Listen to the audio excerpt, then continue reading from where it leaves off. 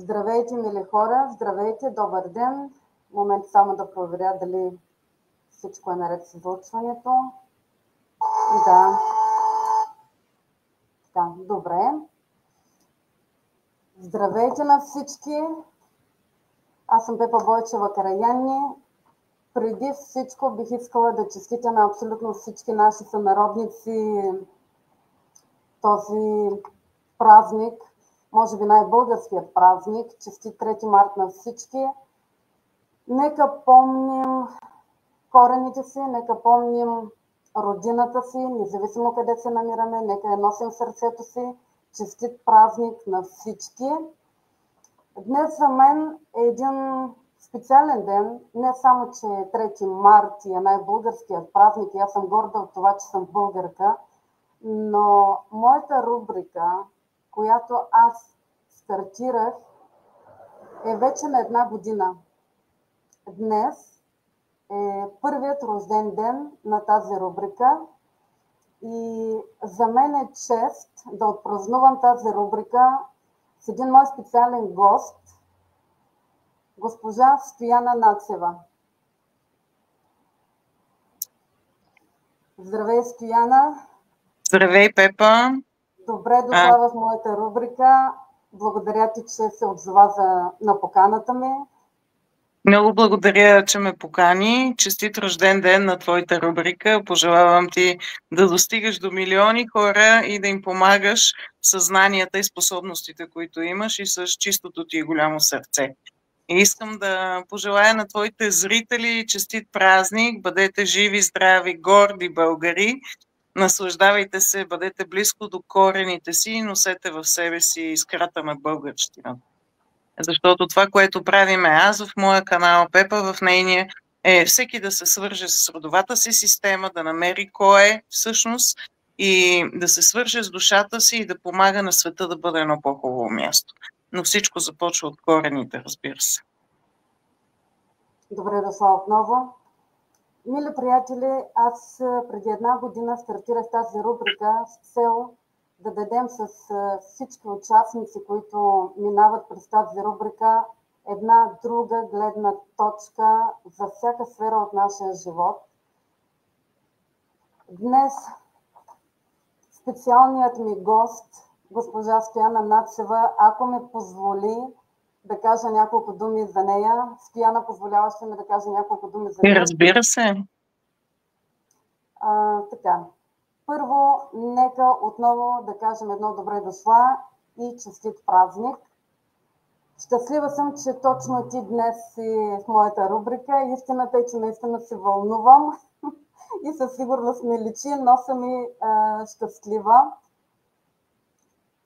Дами и господа, госпожа Стояна Нацева е, меко казано, моят вдъхновител. Аз винаги я наричам моето вдъхновение, дори и при личните ми срещи, аз винаги съм я наричала моето вдъхновение. Госпожа Нацева е създател и собственик на Академия Щастлив живот, председател на Международната асоциация на професионалните терапевти и треньори, професионален ментор личностно и бизнес развитие, създател на уникалният метод Direct Change Solution, методът на бързите промени, автор на 13, ако не се лъжа до момента, книги. 14 вече. 14 животопроменящи книги, университетски преподавател, създател на множество авторски обучения, чрез които променя животи, носител на престижни награди и отличия, които в България, както в България, така и на международно ниво. И за мен, и не само за мен, Стояна, ти си абсолютният лидер на промяната. Здравейте! Благодаря ти много, Пепи, за това представяне. Много се радвам да бъда тук, да проведем един вдъхновяващ разговор за твоите зрители и почитатели. За мен ти наистина си, и не само за мен, за абсолютно всички, особено за всички твои студенти, една от тях съм и аз и с гордост го казвам, ти си абсолютният лидер на промяната. Благодаря ти от все сърце и душа за стойността, която ти даваш на всички нас, за вдъхновението, което ни даваш за промяната, за силата, която ние имаме и коража да тръгнем към промяната за нещо по-добро в своя живот. Благодаря ти за това. Бих искала да ти задам няколко въпроса. И това е един от първите ми въпроси, всъщност е: коя е наистина Стояна? Коя е Стояна? Кои са... Как ти би се описала? Какви са твоите... Как да го нареча? Как тръгна ти по този път на промяната? Коя всъщност е Стояна Нацева?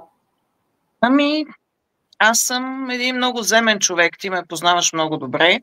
За първ път се видяхме в Кипър на един мой ретрит преди 2 години или 3 години беше. 3 години. 3 години, да. Тогава проведохме разговор и аз ти казах: Пепи, ти си само за констелациите. Ти тогава го отбягваше, ходеше по едни големи обучения, бизнес обучения, но аз виждах твоята сила. Аз съм човек с изключително силна интуиция. Човек, който е много любознателен и човек, който иска наистина да вдъхнови хората да извърват, както ти го наричаш, пътя на промяната. Защото всеки един от нас в живота си има сложни моменти, но когато ние промениме гледната си точка, че точно тези кризи, точно тези така наречени сложни моменти са нашата точка на растеж, израстването ни. Всъщност те ни помагат ние да се върнем към нашата дълбока същност, да се свържеме с душата си и да започнем да израстваме като личност и да бъдем полезни на себе си, на семейството си, на обществото. Това е основната идея, която всъщност ме накара да създам тази академия, защото аз съм преживяла много трудни моменти, вече съм ги споделяла, смъртта на моя баща беше един от тях. Имала съм болезнен развод, когато бях на 27 години. След това дълго време деца не можехме да имаме с мъжа ми такава медицинска диагноза. Но аз всеки път, когато чуех това е невъзможно, в мене всъщност първо се показваше гласа на жертвата, което е архетипично и в породовите канали във всички от нас така доста дълбоко заложено, но от друга страна всеки път, когато се свързах с моята душа, всъщност зовът беше другия: давай, ти можеш. И сега се опитвам да вдъхновя всички и във всеки един лайв, във всяко едно живо участие винаги казвам: аз вярвам във вас, защото това е наистина така. Аз вярвам в безкрайния потенциал на човешката душа. Какво за теб е промяната? Ако трябва да дадем дефиниция за промяната, какво за теб е промяната? Промяната е неизбежно. Няма такова нещо като константа. В Вселената, в системата, хората много им харесва да седят в така наречената зона на комфорт. Като мишката в колелото, хода на работа, която може би не харесвам, но ми е сигурна, седя в такива недобри отношения, но нали ми е сигурно. И всъщност тази зона на комфорт в един момент ни убива. Защото, както е казал моя любим Милтън Ериксон, промяната е неизбежна. Промяната така и така ще се случи. Въпросът е какво е осъзнатост по-скоро. Защото ти, ако си осъзнат човек, можеш да планираш твоята промяна и можеш да вървиш към израстване, да планираш твоето личностно израстване, бизнес израстване, във всички сфери от живота ти израстване. Защото ако седиш на едно място, Вселената така и така ще те развие, само че принудително. И много хора не могат да разберат. Всичко беше наред, обаче нещо се случи. Да, случило се, просто принудително те преместват, когато ти не искаш доброволно да растеш. Защото във Вселената има еволюция или деградация. И който не се развива, той всъщност всеки ден умира. Абсолютно. Абсолютно. Аз винаги съм казвала, че промяната е единственото нещо, което винаги съществува. Да, промяната е неизбежна. Тя така и така ще се осъществи. Но дали ще ти хареса или няма да ти хареса, но никога нищо няма да е същото. Така е. Ти спомена за зоната на комфорт и аз бих искала да те попитам колко дълго би могъл един човек да стои в неговата зона на комфорт и какво би го накарало да излезне от нея?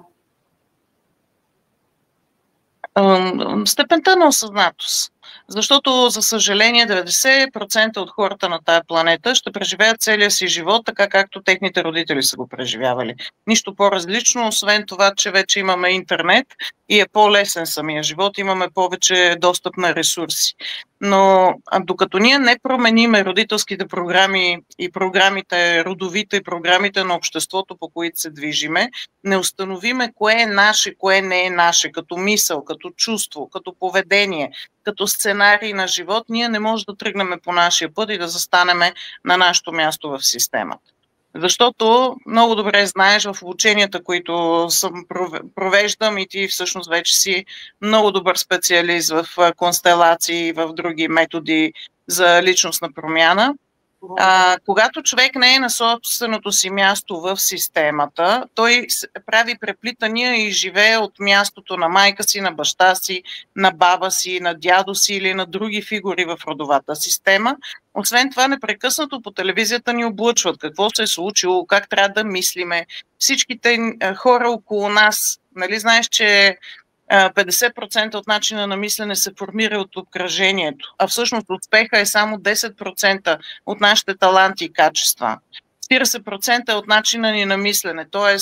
вярванията, които имаме, ценностите, които имаме, навиците, които имаме, действията, които правиме, те обуславят нашата реалност. И когато човек е неосъзнат и мисли, че всичко, което вижда е истина, а не се пита това така ли е, не е ли така, това мое ли е, изгодно ли ми е, не ми ли е изгодно, аз това ли искам, той живее живот в матрицата, аз така го наричам. Тоест, както трябва и е сложено от обществото като вярване. И в един момент има много хора, които се свързват с мене на 50, 60, 70, дори 80 годишни студенти имаме, които идват и ми казват: Стояна, аз един момент разбрах, че съм живял на празно. Цял живот съм служил на някой, давал съм нещо и аз никога не бях щастлив. Много често тялото се разболява от психосоматика, много често получаваме атаки на системата. Всеки път, когато имаме липса на пари, всеки път, когато имаме липса на нормални отношения с околните, когато имаме психосоматични знаци в тялото, това означава, че не сме на нашето място. Не спазваме основните закони и не взаимодействаме правилно. И от тук нататък ти, ако не знаеш кой си, ти ако не приоритизираш собствения си успех и постигането на твоите цели, ти ставаш всъщност болче в голямата машина, която работи за нечие чуждо благо, но не и за твоето. И няма как да бъдеш щастлив, когато си просто едно колелце, а не овластяваш себе си като господар на живота си и творец на реалността си. Да продължаваш да бъдеш в една рамка, в която те поставя някой друг. Така е. Но рамката рамката, това не е всъщност картина, това го учиме в НЛП. Да. Че ти имаш една визия за света, аз имам друга и нас ни карат да вярваме в някаква истина, която далеч не е нашата. И докато не преоткриеме себе си, аз за какво ги създадох всичките тези 50 обучения, написах всичките тези книги с цел човека да преоткрие себе си и да повярва в себе си. Вярвам, че и с тези методи, ето с метода на констелациите, в който ти си много добър експерт, човек може да разбере тази програма откъде идва, откъде се появява този симптом. Защото в един момент ние живееме живот, който изобщо не е наш. Страдаме от неща, които изобщо по никакъв начин не са адекватни на околната среда. И няма как да бъдем щастливи, да постигаме целите си и да бъдем в полза на обществото. Защото никой не желае никой не може да бъде щастлив, когато не живее неговия живот, а чужди сценарии изпълнява.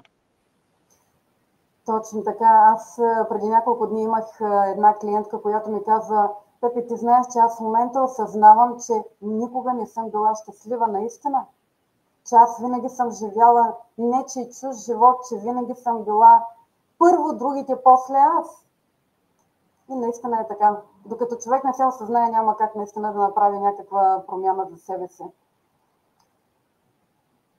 Кога или как всъщност ти почувства, че имаш нужда от промяна? Кое те накара теб да тръгнеш по тази пътека и да станеш, да сътвориш кралицата, която си в момента? Защото ти служиш на хората по един много специфичен начин, променяш животи. Как ти сътвори тази личност, Стояна? Кога дойде при теб в този момент, ония аха момент, както обичаме да казваме?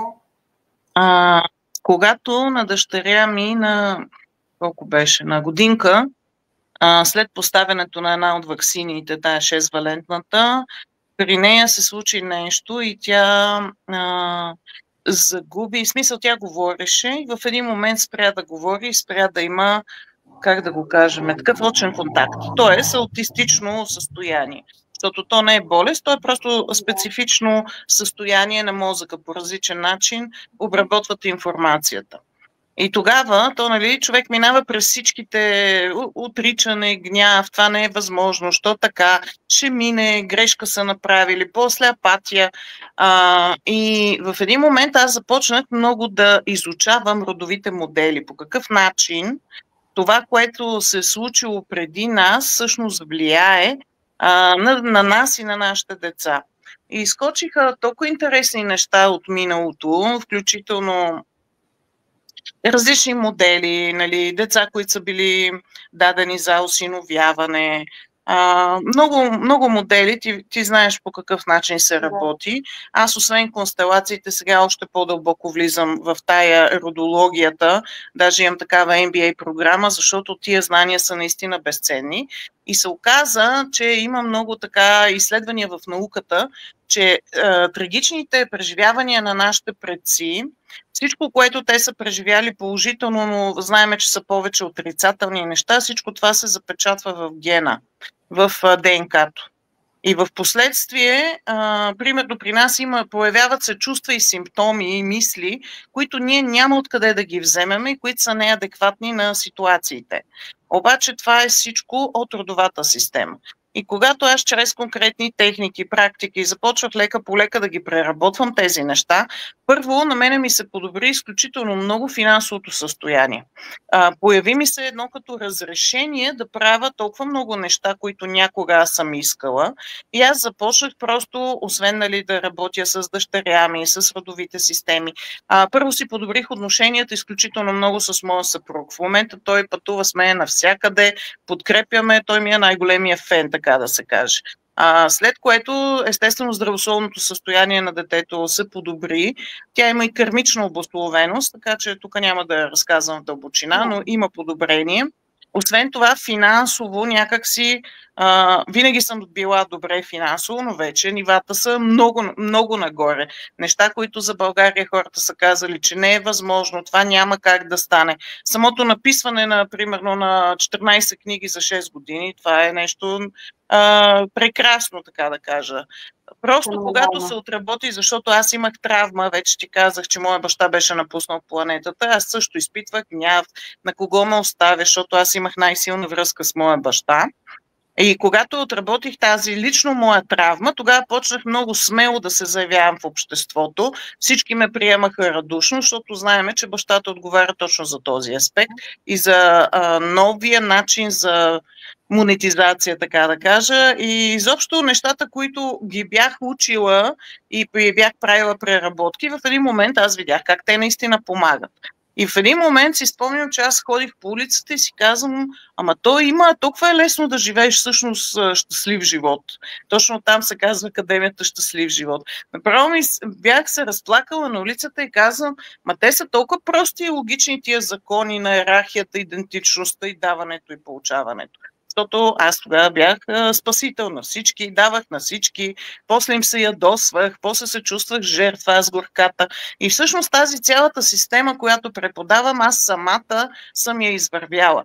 И виждам как наистина, когато си застанеш на твоето място, това не са празни приказки, когато ти отработиш, имаш и дълбоки инструменти, с които всеки един ден можеш да работиш върху себе си, ти подобряваш всичко в твоя живот и здравето на децата ти включително, финансовото благополучие. Изобщо ставаш като сила, която не може да бъде спряна, защото зад тебе е силата на твоя род и на цялата система. И от тук нататък реших да споделям, който има уши да ме чуе, който желая да ме види, но показва се, че дори без някакви масирани реклами, дори без някакви, кой знае какви маркетингови приеми, още първия месец си спомням, това беше декември 2018, пуснах страничката, за първия месец вече имах 5000 последователи, което беше нещо невероятно. Браво, моите поздравления! Имало ли си съмнения някога, че няма да успееш, че няма да се справиш? Имало ли си някакви такива съмнения или притеснения? И ако си имала, как ги преодоля? Ами, всеки адекватен човек има притеснения и съмнения. Само, че е много важно и тук да разберем, че тези съмнения, те изобщо не са наши, разбира се. Тези гласове в главата също не са наши и колкото повече осъзнаваш това и разбираш, че има конкретна методика, с която да работиш, ти можеш да ги отработиш. Всеки път, когато минавам на ново финансово ниво, всеки път, когато се заявявам, ето последно бяха с тия MBA програмите, всеки път, когато правя нещо, което е ексклузивно, което в България не е правено, разбира се, че се появява съмнение и притеснение, но тъй като аз вече разбирам, че това са слоевете, които са родителска система, родова система, реинкарнационна система, обществена система, аз много добре вече мога да работя сама със себе си, но искам да кажа на всички твои зрители, че там, където се появява страха, там точно е растежа. Страха може да си го представите като един дракон, който е легнал пред пещерата, която е пълна с всички съкровища на този свят. И даже точно там, където ви е страх, там точно отидете и точно това правете, защото там е най-голямото израстване. Пак казвам, че има различни видове страхове. Социалните страхове, те са неадекватни, разбира се. Адекватен е само страха за оживяване. Примерно, ако сте в гората, срещнете мечка, нормално е да ви е страх и да бягате. Но страха да изляза да говоря пред публика, това какво е? Това е високомерие, нали така? Страха, аз прекалено много знания споделям, защото са ми казвали колеги, ти много даваш безплатно, що толкова много даваш? Нали, това означава също, че е високомерие. Аз не желая, нали, да споделям. Затова е много важно да се разпознава какъв е страха и дали е адекватен и да може да се работи. Но като всеки човек, който е част, нали, все пак от информационното поле, когато възникнат нови предизвикателства, аз винаги си поставям много високи цели, но появяват се такива страхове и съмнения. Няма да е честно, ако кажа, че не е така, но е много важно да ги наблюдаваме и точно там, където е страха, да разбираме, че след преодоляването на страха ни чака голямата награда, т.е. постигането на нашата цел. Имах един такъв въпрос за страха, но ти отговори без да те попитам. Изпревари просто. Да, защото наистина страха е точно точката на растеж. Отличен опит, го казвам, абсолютно. Абсолютно отличен опит. Мене първите 2 години ме беше страх да правя лайфове. Сега изглежда много смешно, но наистина беше така. Защото аз първите 2 години работех едновременно и в една от най-големите банки в България като директор търговско финансиране, което е много голяма позиция. И в един момент аз ще издавам книги как да обичаш себе си и ще говоря за лайфове такива по Фейсбук, което се виждаше на много хора от моето обкръжение като несериозно, нали? Но когато слушаш душата си, когато правиш крачки към това да постигнеш целите си, нещата винаги се подреждат по най-добрия начин. Така е. Стига само да слушаш себе си, какво наистина желаеш, какво наистина иска твоето сърце и твоята душа. Така.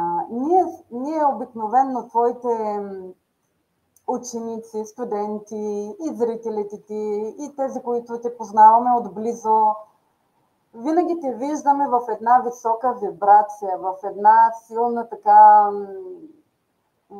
едно силно сияние, бих казала дори.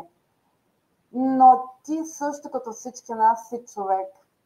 Ако и когато падне твоята енергия, падне твоята вибрация, как ти се справиш с това и какво правиш ти, за да я вдигнеш? И как се грижиш съответно в твоето ежедневие, за да бъде винаги висока вибрацията ти? И разбира се, аз като всеки човек, ние сме циклични същества и поне веднъж на ден енергията пада. Нали, ще излъжа, ако кажа, че аз съм на 1000% винаги в супер висока енергия. Но е много важно човек да следи себе си, да наблюдава себе си, да само рефлексира себе си. И когато се установиме в такова положение или в такава ситуация, аз винаги се свързвам с малкото дете в мен. Защото това отново е много важно да си дадеме дори тая необходимост да пострадаме за малко, защото понякога имаме нужда да изразиме и негативността. Тоест не трябва никога да се отричат чувствата, а трябва да се признават.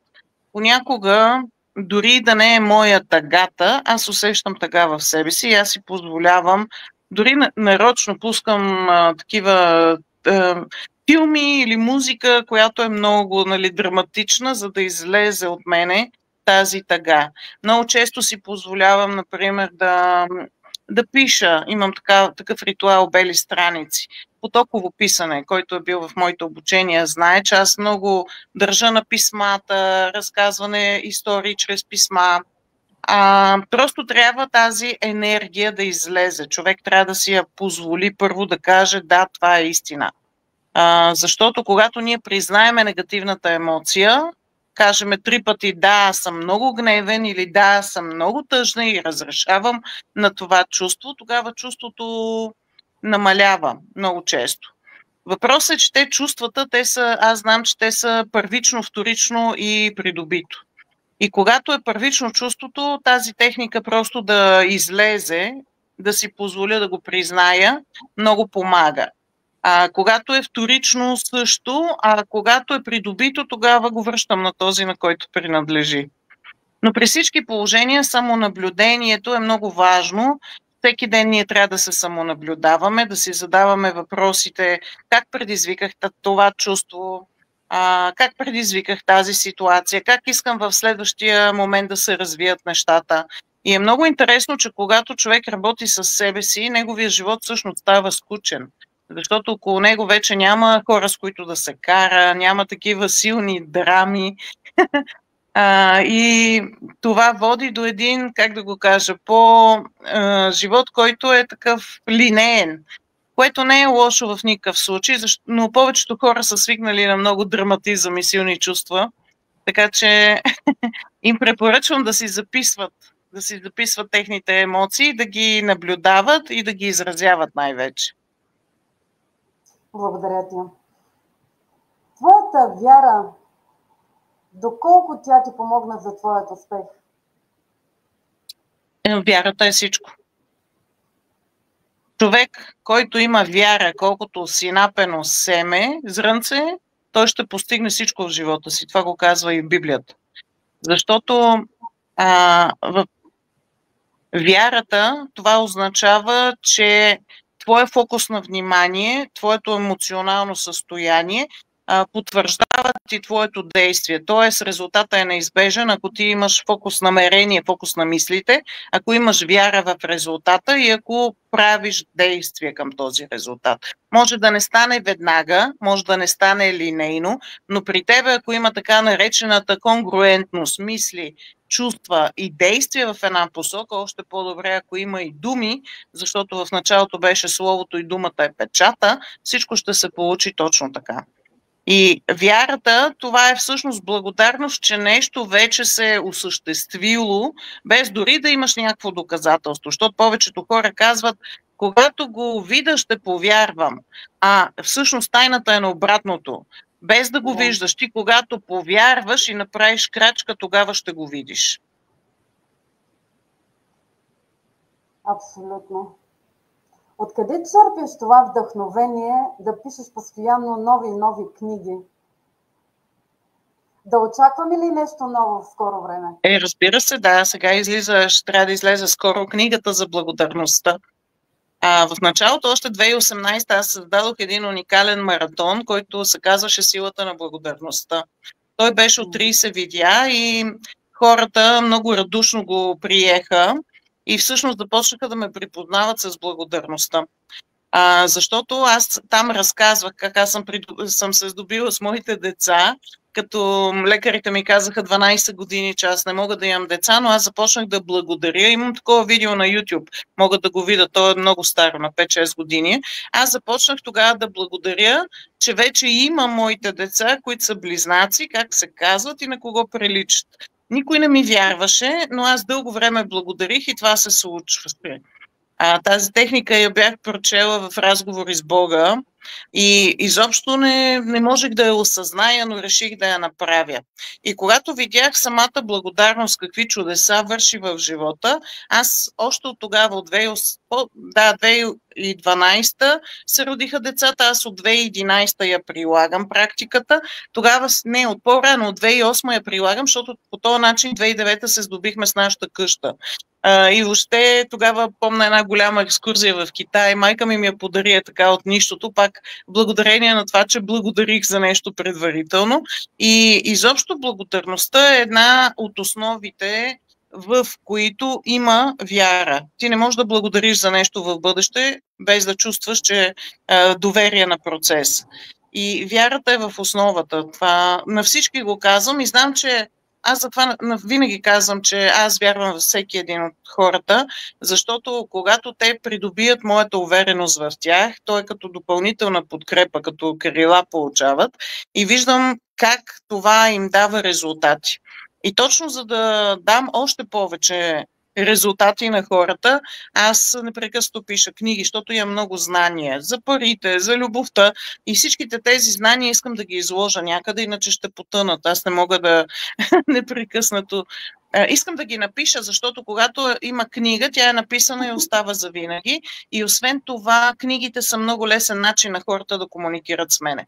Не всеки може да даде 500 лева за обучение, 1000 лева за обучение, но има конкретни техники, защото моите книги, те са учебници, би ги нарекла, те са цели тренинги, там са само упражнения и могат да променят хората живота си с тях.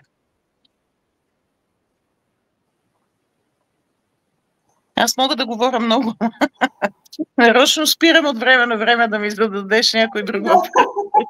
Иначе аз мога лайфове да вода по 2-3 часа.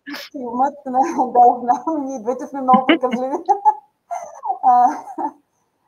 Тук ще вмъкна, ти спомена за благодарността и ще вмъкна, че когато ти се появи за първи път при мен, преди, може би, 5 години, повече, може би 2019 е било, когато ти се появи или 19 или началото на 20, когато беше началото на пандемията, ти се появи точно с тази благодарност. Да. И смея да твърдя, че аз с твоите 108 благодарности, твоята техника 108 благодарности, тръгнах по един съвсем различен път. Написах в някакви рекордни часове, бих казала, 108 благодарности за нещо, което си нямах представа дали ще стане, дали въобще. Но си казах, вярвам, 108 благодарности. Щом Стояна каза 108 благодарности, значи толкова трябва да бъдат. Написах ги и тук ще го кажа на всеслушание, нали, на всички зрители на аудиторията, че когато наистина вярваш, без да си го видял, но когато ти наистина го искаш и го вярваш, след като го полагаш е написано, четеш, т.е. даваш този сигнал и на мозъка, че да, това е така, то се случва. Аз това, което имах тогава като желание, посоката, която поех тогава, промяната, която исках тогава, се случи точно за 2 месеца и половина. След като приключих благодарностите и след това ти винаги казваш в рамките на 72 часа направи реална стъпка. 2 месеца и половина се случи тази промяна.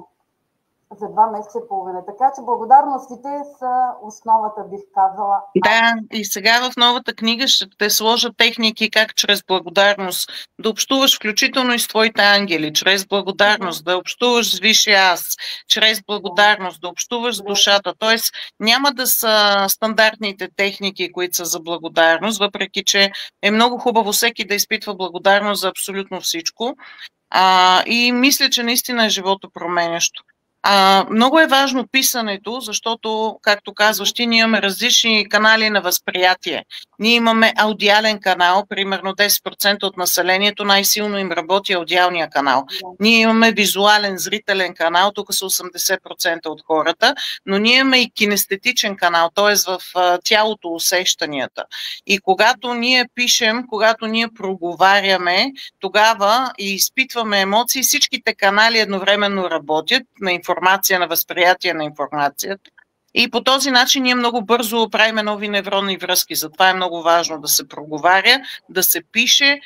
Писането е структурирана мисъл. Едно време как ние учихме чужди езици. Пишеш и повтаряш.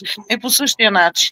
72 часа е много важно да се направи крачка, защото ако ти не направиш каквото и да е действие, може и да не е линейно, може да е някаква примерно от симуронските практики, скачане в нова реалност или нещо, или да заредиме портмонето в контакта, няма значение. Въпросът е, че мозъка трябва да види, че вие също правите действия, за да приоритизира всъщност това, което вие сте написали като картинка.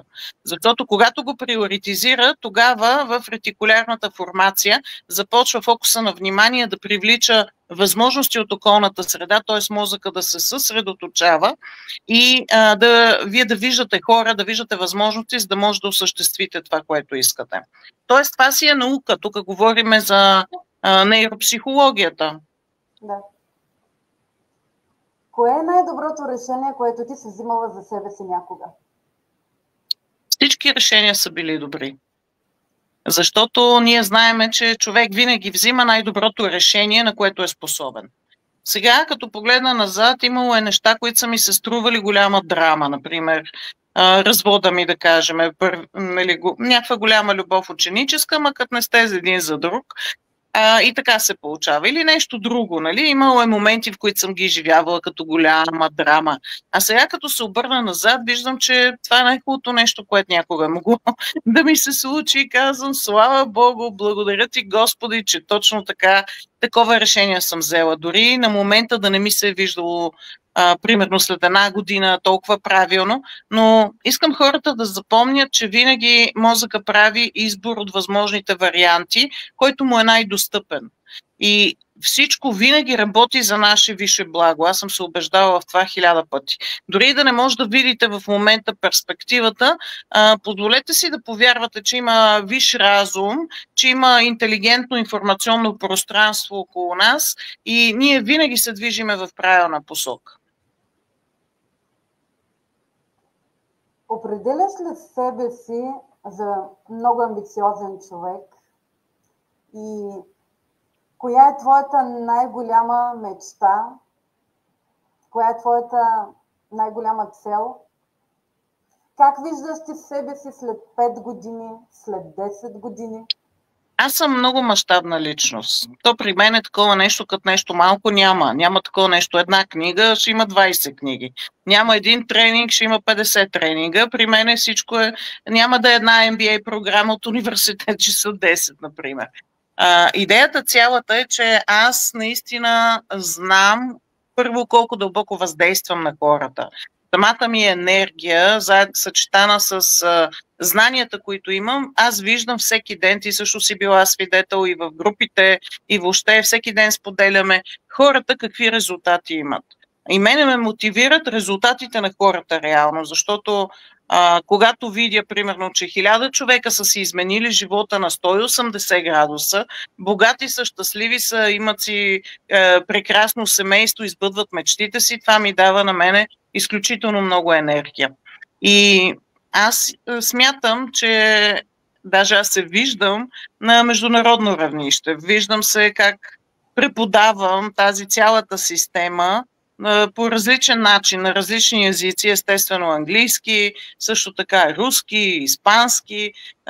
Моите книги вече са преведени повечето в Амазон, но мисля, че могат и на други езици да се преведат. Силата на рода, смятам, че е една толкова стойностна и силна книга, която може да промени живота на милиони, не на хиляди или стотици хиляди. И също така смятам, че може би една огромна платформа от рода като коучинг, който е достъпен за хора от цял свят, на различни езици.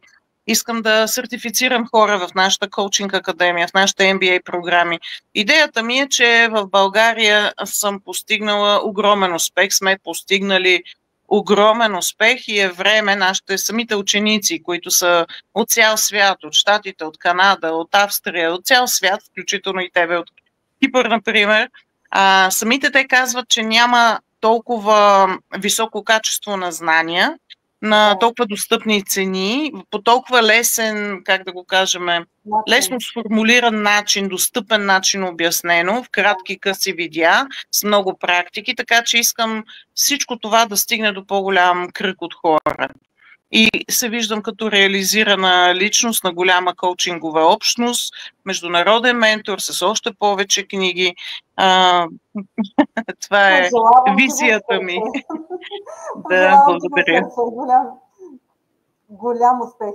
Пожелавам ти го от сърце.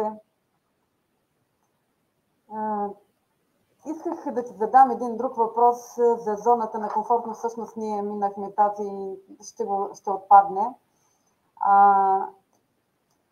Коя според теб е най-голямата движеща сила в света? Света се движи от две сили. Едната е светлината, другата е тъмнината. Като светлината, това е любовта. А тъмнината, това всъщност е липсата на любов. Това е болката и страха. И хората трябва вече осъзнато да правят избор. Аз как го живея този живот и по какъв начин правя изборите в живота си. Дали ги правя от болка, дали ги правя от страх или ги правя от любов. Защото това е важно. В момента ние преминаваме вече към 5D съзнанието и в квантовото пространство много ясно се осъзнава човек дали е жертва на обстоятелствата, т.е. дали реагира от болка, от страх или реагира от чиста любов като творец на живота си и господар на живота си. И когато ние правиме избори, които са от болка и от страх, това, което посееш, това ще пожънеш. Това си е вселенски закон. Абсолютно. Естествено, че резултатите няма да ни радват. Още Петър Дънов е казал, че около нас ще остане само това, което ние сме обичали и ни е обичало истински. Тоест, нашите избори, които са били от любов. Затова призива ми към хората е да живеят по любов, да работят работа, която наистина обичат, да обичат дълбоко себе си, да обичат близките си, да общуват с хора, които наистина обичат и да действат от светлината, да помагат на това светлината да се увеличи в света.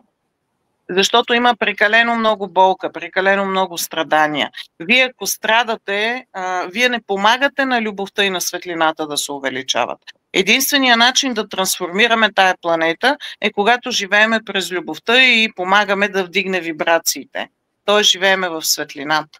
Всеки един от нас, много пъти съм го казвала, влияе на минимум 50 човека. Но когато човек е осъзнат и вече е в мисията си, той може да започне да влияе на милиони. Още 2018 година аз казах, че имам такава мисия да пробудя милиони. Миналата година получих такава награда, между другото, за 1 милион пробудени българи, защото вече стигаме тази бройка.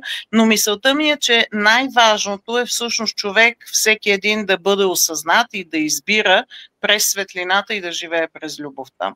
Защото тогава света всъщност се променя. Благодаря ти. Можеш ли да назовеш, или по-точно, кои са 5 неща, 5 най-важни, най-необходими неща или ресурси, които са необходими за постигането на конкретна цел за един човек? Какво трябва този човек да притежава? 5 неща, които са най-важни за постигането на целите. За постигането на целите са важни много неща. Първото е да си осъзнат човек. За да постигнеш конкретна цел, ти трябва да знаеш първо къде си, точка А, и къде искам да отида, точка Б. Осъзнатост, това не са мантри, молитви, това не са някакви сакрални практики. Осъзнатост е аз да знам къде съм в момента, ама реалистично и критично, и да знам къде искам да стигна. Точка Б, ама тя трябва да бъде ясно, детайлно описана, така че да бъде осезаема. Нали така? Защото иначе всичкото са някакви абстракции. Аз не искам да съм бедна, нали? Това какво е? Това не може да бъде цел и не може да бъде осъзнатост. Въпросът е, че когато човек се осъзнае, той първо трябва да има увереност в собствените си сили. Трябва да има инструменти, чрез които точно тези блокажи, страхове, ама няма да стане, ама това не може, да е способен сам неговата визия за него да бъде по-ценна и важна, отколкото неговите страхове и ограничения. Тоест той трябва да има много силна воля, да има цел и да може да се концентрира. Защото аз съм забелязала, че хората се занимават с това да превъзпитават другите, да убеждават другите, все някой е виновен, но ако тази цялата енергия човека я впрегне в това да постигне целите си, т.е. всеки ден той прави крачки, за да постигне целите си, той ще живее един много по-осъзнат и щастлив живот и просто ще има цел след цел и ще си постига и ще си живее както си реши. Така че фокуса на внимание също е много важен, стратегическото планиране, дисциплината е много важна. Няма успешен човек без дисциплина. Като дисциплина нямам предвид тия митове и легенди за успешните хора, че стават в 4 часа, къпат се със студена вода, бягат по 25 км на ден и там медитират по 4 часа и половина. Аз не познавам нито един богат човек, който наистина това да го прави. Аз познавам много, още от банковата система, просто доста богати хора познавам, нито един не прави това. Но тези хора, когато си поставят цел, имат дисциплината да правят всеки ден крачки към тази цел. Независимо, че при тях няма днеска не ми е ден, ама как ще се подредат звездите, ама тук сега сме в ретрограда, няма такива филми. Просто имам цел и правя всеки ден действия. Може да са минимални, може да са оптимални, може да са максимални, обаче осъзнатия живот е аз имам цел, имам фокус, всеки ден правя действия и аз съм достатъчно дисциплиниран човек, всеки ден да пиша 10 страници от книгата, всеки ден да уча 5 думи от английския. Това за 2-3 дена не прави голяма разлика, нали така? След 5 дена няма да знаеш английски, но след една година ти ще бъдеш вече на много високо ниво, защото ще постигнеш много. Затова дисциплина, целеустременост, воля трябва, също и ясно и мащабно виждане, защото повечето хора се занимават с минимални неща. Много пъти казвам, ти ако непрекъснато хвърляш камъни по всяко куче, дето те лае, ти никога няма да можеш да отидеш и да реализираш твоята цел. Оставете ги околните на мира, вие нямате проблеми с тях. Имате проблем с това да се центрирате, да си решите детско-родителските отношения и всъщност да установите коя е наистина моята цел, каква е наистина личността, в която искам аз да се превърна. Ти знаеш за пирамидата, по която работиме и колко много неща всъщност човек трябва да преработи в себе си, за да постигне целта. Въпреки че повечето предпочитат вълшебната пръчица и вълшебното хапче. Да. Вълшебната пръчица. Много хора, включително и аз, са на мнение, че в училищата, в университетите би трябвало да има предмет, който да е свързан с личностното развитие. Да има предмети, начини, по които хората просто от по-ранна възраст да започнат със своето себеразвитие, със своето личностно развитие, със своята осъзнатост. Учат ни в училищата на всичко, учат ни как да влизаме в една рамка, как да градим парите на някого другиго, но не ни учат как да се себеуважаваме, как да се развиваме. Ти на какво мнение си по тази тема? По принцип на матрицата не е изгодно хората да започват да се саморазвиват и самоосъзнават. Защото самата училищна система, изобщо системата на обществото, тя не е създадена за да прави човека щастлив. Тя е създадена за да може обществото да има болчета в машината, които да работят по съответен начин, да си отдават емоциите на матрицата, да си изпълняват задълженията, да живеят в страх, лесно да бъдат контролирани. Затова не знам по какъв начин в скоро време ще има такова нещо в детските градини и училищата. Това е личното ми, мое субективно мнение. Но това, което е важно да се разбере, че ние не можем да очакваме от училището да бъде главната институция. Главната институция трябва да е семейството. Тоест един родител, който е щастлив родител и осъзнат родител, той ще предаде на своето дете най-малко чрез поведението си тези знания, какъв трябва да бъде щастливия човек и как трябва да се реализира. Точно затова е много важно и е отговорност на всеки един от нас да се саморазвива.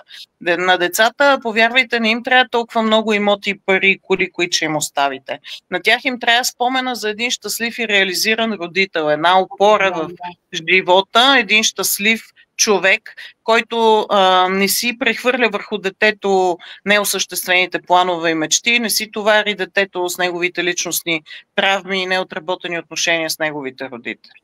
Затова, според мен, аз съм за това в училището да има тия предмети. На всеки един лайв поне 3 човека ме питат, няма ли най-накрая твоите неща да почнат да се преподават, но смятам, че всеки един човек в семейството, което е той и самия родител вече осъзнат, може да предприеме действия, да помогне на своето дете чрез личния си пример. Защото децата, каквото и да им казваш, те винаги ще те изкопират. Много е смешно да пушиш и да казваш на детето не пуши. Или да пиеш и да му казваш да не съм те видял никога да пиеш. Нали така? Затова според мен фокусът трябва да бъде, това е избор на всеки един. Дали да живее по матричните правила или сам да създаде своята прекрасна реалност и сам да избере да израсне до личността, която ще вдъхнови неговото дете също да има прекрасен живот. Благодаря ти за този разговор. Ние вече сме към края си. Бих искала обаче да завършим с едно твое послание за промяната към всички хора. Какво би ти казала, какво би ти отправила като послание към всички, които ни слушат в момента и тези, които ще ни гледат и в последствие? Скъпи приятели, скъпи последователи на страницата Промени живота си, да, и на Пепа Караяни. Най-важното е вие първо да се научите да обичате и да цените дълбоко себе си. След което да си разрешите да мечтаете мащабно. Много по-лесно пътя се извървява с ментор. Може да се доверите на Пепа, може да търсите нови книги, нови обучения. Аз ви приветствам за това първо да съберете висококачествено знание, защото в момента има много знание навсякъде, но не всяка една информация е ценна и важна. Вие трябва да отсеете ценното и важното. И когато си позволите да обичате себе си, препълните себе си с любов, вие започвате автоматично да подобрявате отношенията си с всички. Когато си разрешите да мечтаете мащабно, знаете правилата на системите и започнете да ги прилагате, вие лека по лека започвате да стигате нови висини. Никога не позволявайте на никой да ви казва, че не сте достоен, че вашата мечта няма да се осъществи. Помнете, че аз вярвам във всеки един от вас, защото съм виждала такива дълбоки трансформации на хора, на които цял живот са им казвали, че нищо не става от тях. Вижте собствената си стойност като човек. Вижте Бога в себе си, препознайте себе си и се свържете с вашата душа. И най-важното е, че вие не сте дошли тук да страдате. Този живот може да бъде едно прекрасно приключение. Позволете си го. Бъдете благословени, аз ви благославям за изобилие, за любов, за щастие.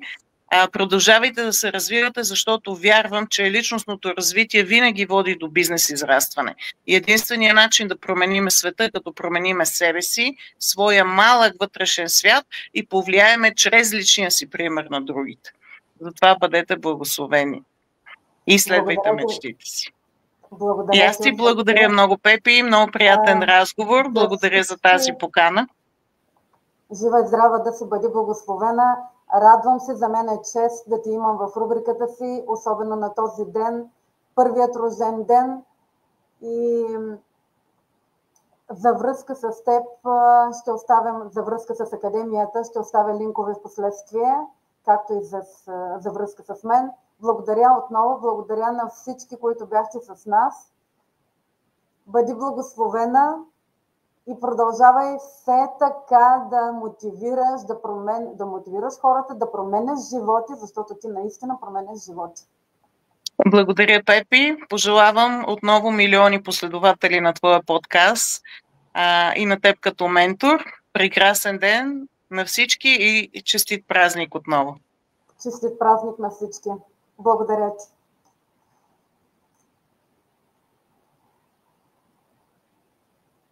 И тук стигнахме до нашия край. Благодаря на абсолютно всички, които бяхте с нас.